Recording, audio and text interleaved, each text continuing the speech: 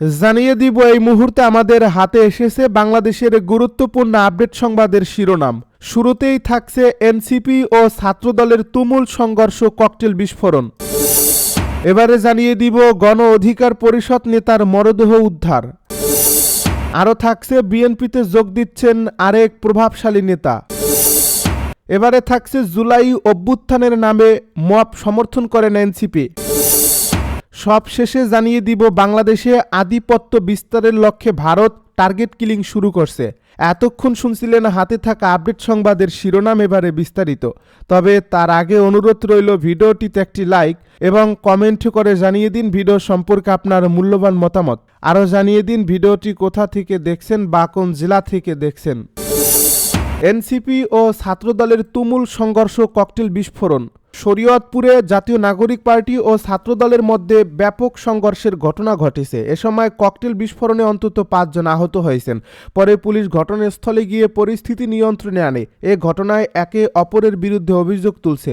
প্রত্যক্ষদর্শী ও পুলিশ সূত্রে জানা যায়, সোমবার সন্ধ্যায় ইনকিলাব মঞ্চের মুখপাত্র শরীফ ও ওসমান হাদিকে গুলি করে হত্যার প্রতিবাদ এবং খুলনায় শ্রমিক শক্তির কেন্দ্রীয় কমিটির সংগঠক মোতালেব শিকদারের উপর গুলিবর্ষণের ঘটনায় জড়িতদের বিচারের দাবিতে শরীয়তপুর শহরের চৌরঙ্গি এলাকা থেকে বিক্ষোভ মিছিল নিয়ে যাচ্ছিল এনসিপির নেতাকর্মীরা। মিছিল চলাকালে এক ছাত্রদলের কর্মী মোটরসাইকেল মিছিল ঢুকে পড়াকে কেন্দ্র করে প্রথমে কথার কাটাকাটি শুরু হয়।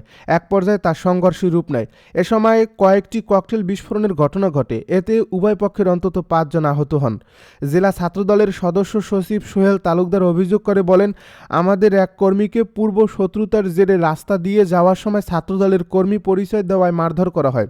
এ বিষয়টি জানতে পেয়ে আমরা ঘটনাস্থলে গেলে এনসিপি নেতাকর্মীরা ছাত্রলীগের লোকজন নিয়ে আমাদের উপর হামলা চালায়। আমরা এ ঘটনার সুষ্ঠু বিচার চাই। পাল্টা অভিযোগ করে জেলা নাগরিক পার্টির সাবেক যুগ্ম সমন্বয়কারী সবুজ তালুকদার বলেন, হাদি হত্যার বিচার এবং খুলনায় আমাদের এক নেতার উপর গুলির প্রতিবাদে আমরা শান্তিপূর্ণ মিছিল নিয়ে যাচ্ছিলাম। এ সময় ছাত্রদলের এক কর্মী মোটরসাইকেলে নিয়ে মিছিলে ঢুকে আমাদের এক কর্মীর উপর হামলা চালায়। পরে তাকে আটক করে ছাত্রদলের সদস্য সচিব সোহেল তালুকদার সহ তার লোকজন দেশীয় অস্ত্র নিয়ে আমাদের উপর হামলা করে। গণ অধিকার পরিষদ নেতার মরদেহ উদ্ধার। সিরাজগঞ্জের এনায়েতপুরে এক যুবকের মরদেহ উদ্ধার করছে চৌহালি নৌ পুলিশ। সোমবার দুপুরের দিকে জালালপুর ইউনিয়নের পারামোহনপুর এলাকায় যমুনা নদীর একটি ড্রেজার থেকে এ মরদেহ উদ্ধার করা হয়। নিহত হাফিজুল ইসলাম হাফিজ এনায়েতপুর থানা গণ অধিকার পরিষদের সিনিয়র যুগ্ম আহ্বায়ক এবং বাউখোলা গ্রামের কমল মুন্সির ছেলে। স্থানীয়রা জানান, গণ অধিকার পরিষদের নেতা হাফিজ সহ বেশ কয়েকজন মিলে জালালপুর, আরকান্দি ও পারামোহনপুর সহ আশপাশের এলাকায় বালির ব্যবসা করে আসছে। রোববার রাতে ড্রেজারের বাল্ক হেডের ইঞ্জিনের অংশে সহযোগীদের সাথে খাবার খেয়ে ঘুমিয়ে পড়েন হাফিজ। সোমবার সকালে তার মৃত্যুর বিষয়টি জানাজানি হলে এনায়েতপুর থানা ও চৌহালি নৌপুলিশ ঘটনাস্থলে গিয়ে তার মরদেহ উদ্ধার করে। চৌহালি নৌপুলিশ ফাঁড়ির ইনচার্জ ফিরোজ উদ্দিন জানান, নিহতের শরীরে কোনো আঘাতের চিহ্ন নেই। প্রাথমিকভাবে স্বাভাবিক মৃত্যু মনে হচ্ছে। পরিবারের সদস্যদের কোনো অভিযোগ না থাকায় মরদেহ তাদের কাছে হস্তান্তর করা হয়েছে।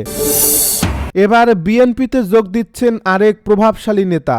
ত্রয়োদশ জাতীয় সংসদ নির্বাচন সামনে রেখে এবার বিএনপিতে যোগদান করেছেন ফ্যাসিবাদ বিরোধী যুগপৎ আন্দোলনের শরিক 12 দলীয় জোটের সমন্বয়ক ও বাংলাদেশ জাতীয়তাবাদী দলের চেয়ারম্যান অ্যাডভোকেট সৈয়দ এহসানুল হুদা।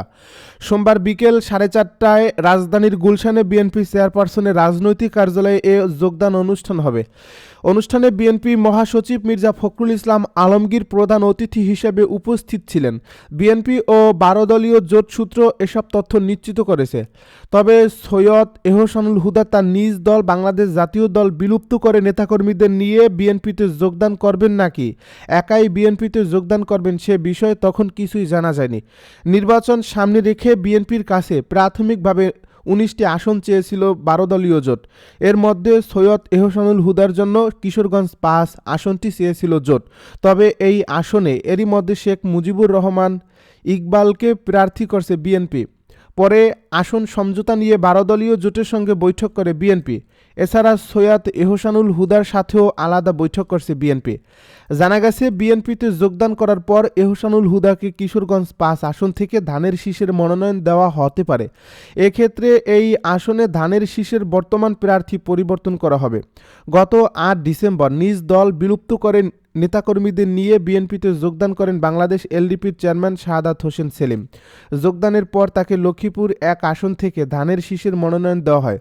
এর আগে গত 1 ডিসেম্বর আওয়ামী লীগের নেতা ও সাবেক অর্থমন্ত্রী শাহ এস কিবরিয়ার ছেলে রেজা কিবরিয়া আনুষ্ঠানিকভাবে বিএনপিতে যোগ দেন।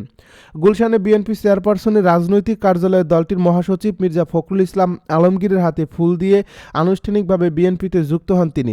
সেদিন রেজা কিবরিয়া বলেন, বিএনপিতে যোগ দিতে পেরে আমি গর্বিত। আমি আজ আনুষ্ঠানিকভাবে বিএনপিতে যোগদান করেছি। বিএনপিতে যোগ দিতে খুবই আগ্রহী ছিলাম, কারণ এই দল দেশের গণতন্ত্র 2 বার রক্ষা করেছে। শহীদ রাষ্ট্রপতি জিয়াউর রহমান আমার আদর্শ। এত বছর পরেও তিনি রাজনীতিতে এখনও জনপ্রিয়। তিনি বলেন, বিএনপিতে যারা নেতৃত্বে আছেন তারা তরুণদের স্বপ্ন পূরণ করতে সক্ষম হবেন। বিএনপির ভারপ্রাপ্ত চেয়ারম্যান তারেক রহমান পরিবারের ধারা বজায় রেখে চলছেন। সবাই সাহায্য করব নতুন বাংলাদেশ গড়তে। উনি বিদেশে আছেন, এটি দুঃখজনক, কিন্তু তিনি বিদেশে থেকে যা শিখেছেন তা নিয়ে দেশে ফিরবেন, যার মাধ্যমে দেশের উন্নয়ন হবে। রেজা কিবরিয়া আরও বলেন, আমাদের দেশের মানুষের কাজের মান খুবই উন্নত। তাদের দক্ষতা বাড়াতে কাজ করলে দেশে এগিয়ে যাবে। নিজের এলাকার পাশাপাশি দেশের জন্য কাজ করতে চাই। জুলাই অভ্যুত্থানের নামে মব সমর্থন করে না এনসিপি। জাতীয় নাগরিক পার্টির আহ্বায়ক নাহিদ ইসলাম বলেছেন, জুলাই গণ অভ্যুত্থানের সময় যে বাংলাদেশ আমরা আশা করেছিলাম সেই পথে আর দেশ নেই। জুলাই অভ্যুত্থান মব কেড়েছি নয়। জুলাই অভ্যুত্থানের নামে মব এনসিপি সমর্থন করে না। সোমবার সকালে রাজধানীর একটি হোটেলে সম্পাদক পরিষদ এবং সংবাদপত্র মালিকদের সংগঠন নোয়াব আয়োজন করে প্রতিবাদ সভা। নাহিদ বলেন, জুলাইয়ের স্লোগানের অপব্যবহার করে পরিকল্পিতভাবে ইনকিলাব মঞ্চের আহ্বায়ক শরীফ ওসমান হাদিকে ব্যবহার করে নাশকতা করা হয়েছে। তিনি বলেন, জুলাই অভ্যুত্থান মব কেড়েছি নয়, পুরো দেশের রাজনীতি নির্বাচনকে একদিকে প্রভাবিত করতেই মবও কেড়েছি চলছে। জুলাই অভ্যুত্থানের নামে এমন মব এনসিপি সমর্থন করে না। বাংলাদেশে আধিপত্য বিস্তারের লক্ষ্যে ভারত টার্গেট কিলিং শুরু করছে। বাংলাদেশে আধিপত্য বিস্তারের লক্ষ্যে ভারত টার্গেট কিলিং শুরু করেছে বলে মন্তব্য করেছেন জামায়াতে ইসলামীর কেন্দ্রীয় নির্বাহী পরিষদের সদস্য এবং বাংলাদেশ ইসলামী ছাত্র শিবিরের সাবেক কেন্দ্রীয় সভাপতি মতিউর রহমান আকন্দ। সোমবার জাতীয় প্রেস ক্লাবে বাংলাদেশ ইসলামী ছাত্র শিবিরের উদ্যোগে সদস্য ও সাথীদের জাতীয় পাঠ্য মূল্যায়ন পরীক্ষার পুরস্কার প্রদান অনুষ্ঠানে প্রধান অতিথির বক্তব্যে তিনি এসব কথা বলেন। মতিউর রহমান আকন্দ বলেন, জ্ঞানের সর্বোৎকৃষ্ট উৎস হল কোরআন। বিশ্বকে নেতৃত্ব দিতে হলে জ্ঞানের কোনো বিকল্প নেই। ছাত্র শিবির নিয়মিত কার্যক্রমের পাশাপাশি এমন সৃজনশীল আয়োজনের মাধ্যমে ছাত্র রাজনীতিতে ইতিবাচক ধারা সৃষ্টি করবে। তিনি আরও বলেন, বাংলাদেশকে নিয়ে নানা ষড়যন্ত্র চলছে। বিশেষ করে আধিপত্যবাদী শক্তি ভারত তাদের গোয়েন্দা সংস্থার মাধ্যমে উঠে পড়ে লেগেছে।